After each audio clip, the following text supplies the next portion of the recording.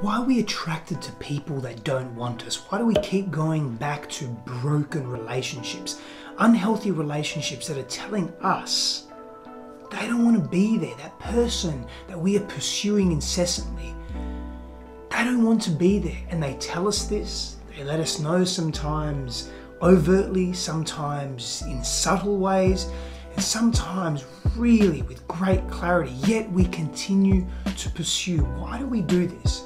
Well, fundamentally, we're coming from a deep insecurity, a lack of self-worth, a lack of belief in who we are.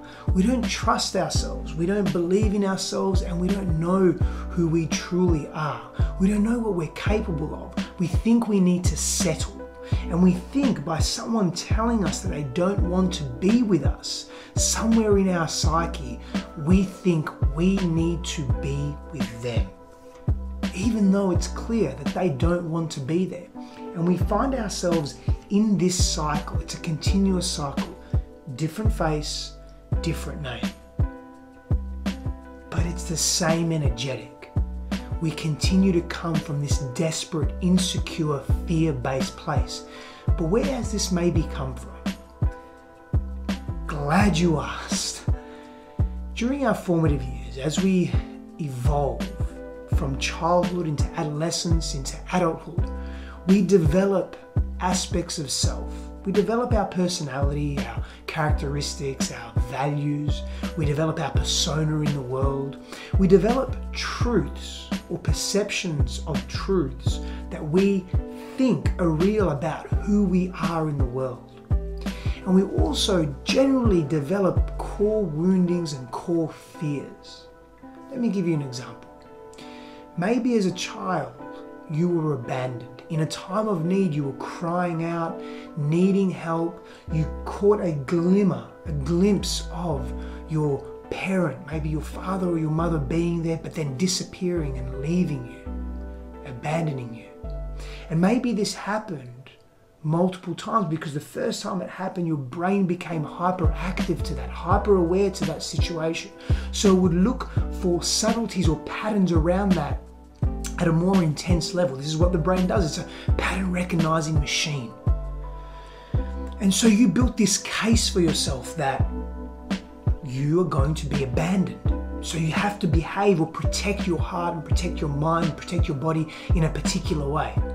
And so you did. And maybe the way you did that was by latching on and being hyper secure or insecure. You would do whatever it takes to make that other person happy. Maybe you would please them and contort yourself to your expense or at your expense. And you lost yourself in that process. And you developed a pattern and a habit of attracting relationships that would continue to bring this sense of abandonment to you so that you could heal it. But that's not how you interpreted it. The ego interpreted it in a very different way. You interpreted that at some level as that's what you're worth, that's what you deserve.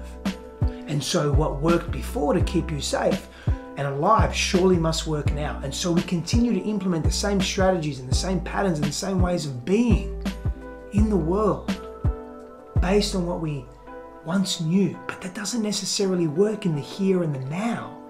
It doesn't necessarily help us break through pain and suffering.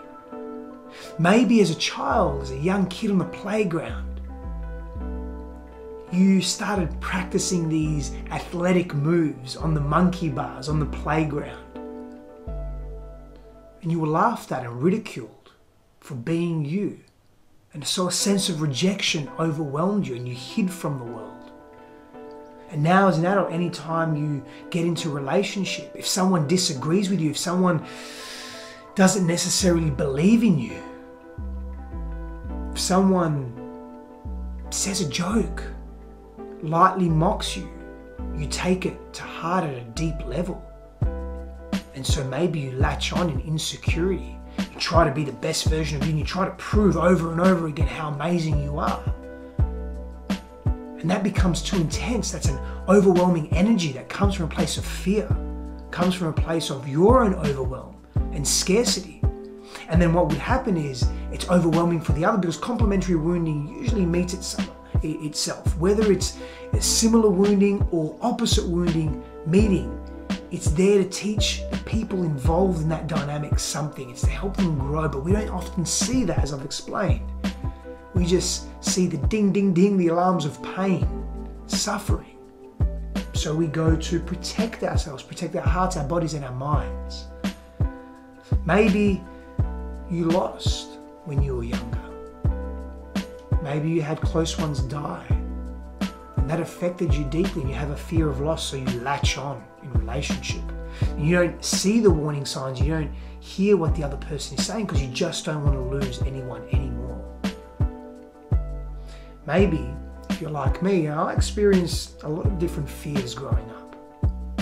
And one of them, many that I've expressed to you now, one of them was commitment. I had a fear of commitment as an adult for so long because I witnessed a very unhealthy, toxic, unsustainable relationship in my parents, yet they remained in that dynamic.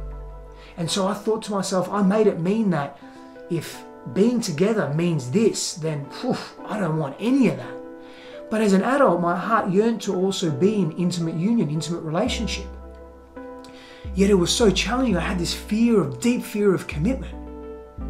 And so for me, instead of staying in the relationship, I would want to push away from the relationship. Fear of commitment can do that.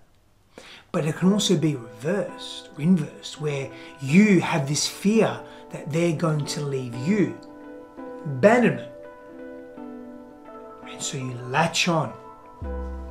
Sometimes when we latch on in that relationship, it's because we don't see our worth and our value.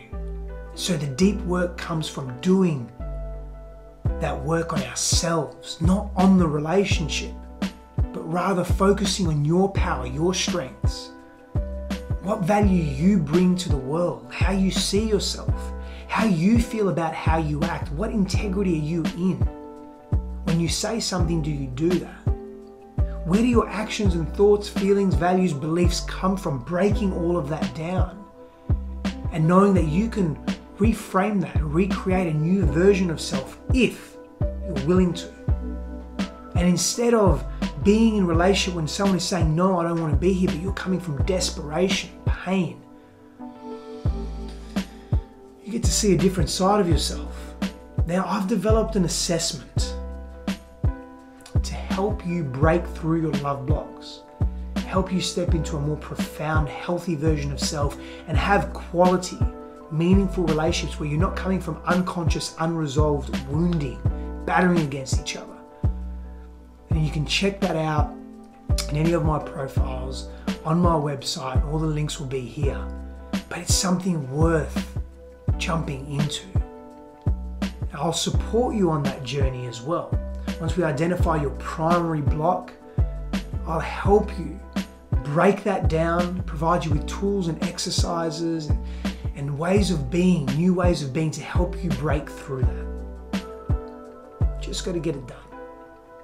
You've got to be willing to want to shift and transform yourself. We needn't be defined by our past, people. We have a tremendous opportunity as individuals and as a collective now to shift that mindset of being defined by our past just because it's familiar.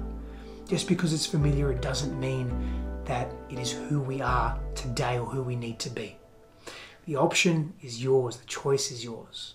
I believe in you, but it's important that you believe in you and bring that energy to the next relationship that you intimately choose to involve yourself in. Power and blessings.